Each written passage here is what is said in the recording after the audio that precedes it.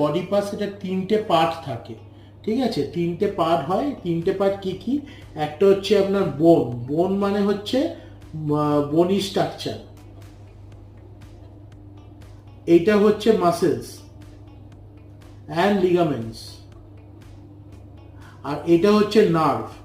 তো এটা কি হয়, যদি মাসেলস এবং লিগামেন্টে ইনজুরি বা ইমব্যালেন্স হয়, তাহলে সেইটা লিডস টু বনি স্ট্রাকচারের উপর, তখন মাসেল ওয়েটটাকে ট্রান্সফার করতে পারে না, বনি স্ট্রাকচারের উপর এসে পড়ে। তো বোন টু বোন কম্প্রেস হয়, ফিকশন হয়, ডিস্ক বাল্জ হয়, তখন এর নার্ভ রুটকে কম্প্রেস করে অ্যান্ড আপনি পেনটা ফিল করছেন। তো আমি যদি রুট কজ এইটাকে যদি আমি বন্ধ করতে পারি, তাহলে এই কম্প্রেশনটা কমবে, তাহলে এই যে নার্ভ রুটটাকে যেটা কজ করছে এটা তাহলে রিভার্স চলে আসবে।